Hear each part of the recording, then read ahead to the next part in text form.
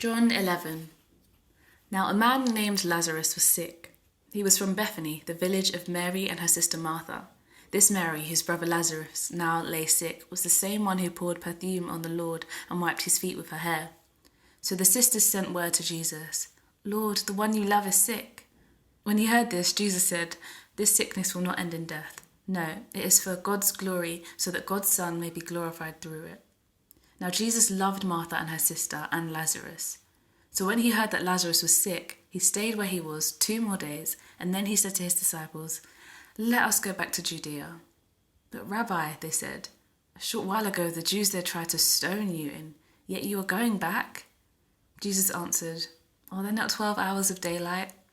Anyone who walks in the daytime will not stumble, for they see by this world's light. It is when a person walks at night that they stumble, for they have no light." After he had said this, he went on to tell them, "Our friend Lazarus has fallen asleep, but I'm going there to wake him up." His disciples replied, "Lord, if he sleeps, he'll get better." Jesus had been speaking of his death, but his disciples thought he meant natural sleep. So then he told them plainly, "Lazarus is dead, and for your sake I am glad I was not there, so that you may believe. But let us go to him." Then Thomas, also known as Didymus, said to the rest of the disciples, "Let us also go, that we may die with him." On his arrival, Jesus found that Lazarus had already been in the tomb for 4 days.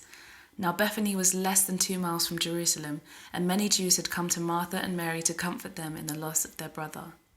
When Martha heard that Jesus was coming, she went out to meet him, but Mary stayed at home. "Lord," Martha said to Jesus, "if you had been here, my brother would not have died. But I know that even now God will give you whatever you ask." Jesus said to her, "Your brother will rise again." Martha answered, "I know he will rise again in the resurrection at the last day." Jesus said to her, "I am the resurrection and the life. The one who believes in me will live even though they die, and whoever lives by believing in me will never die. Do you believe this?" "Yes, Lord," she replied. "I believe that you are the Messiah, the Son of God, who is to come into the world." After she had said this, she went back and called her sister Mary aside. "The teacher is here," she said, "and is asking for you." When Mary heard this, she got up quickly and went to him. Now Jesus had not yet entered the village, but was still at the place where Martha had met him. When the Jews who had been with Mary in the house, comforting her, noticed how quickly she got up and went out, they followed her, supposing she was going to the tomb to mourn there. When Mary reached the place where Jesus was and saw him, she fell at his feet and said, "Lord, if you had been there, my brother would not have died." When Jesus saw her weeping, and the Jews who had come along with her also weeping, he was deeply moved in spirit and troubled. "Where have you laid him?" he asked. "Come and see, Lord," they replied. Jesus wept. Then the Jews said, "See how he loved him." But some of them said, "Could not he who opened the eyes of the blind man have kept this man from dying?"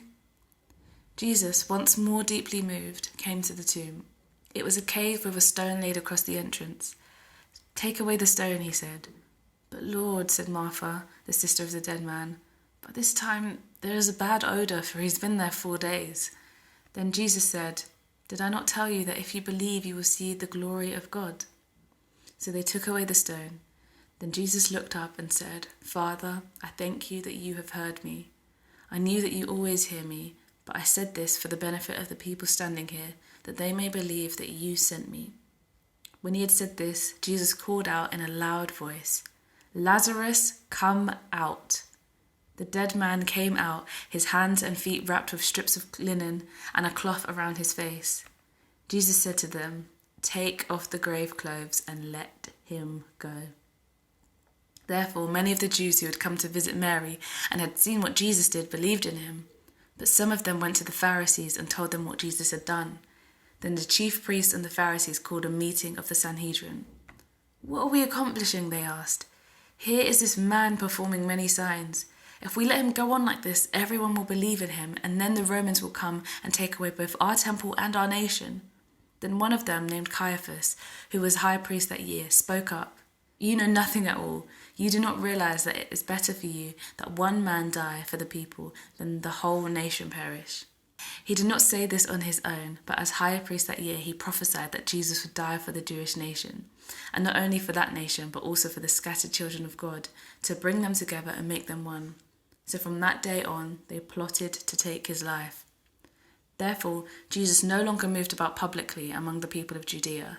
Instead, he withdrew to a region near the wilderness, to a village called Ephraim, where he stayed with his disciples. When it was almost time for the Jewish Passover, many went up from the country to Jerusalem for their ceremonial cleansing before the Passover. They kept looking for Jesus, and as they stood in the temple courts, they asked one another, "What do you think? Isn't he coming to the festival at all?"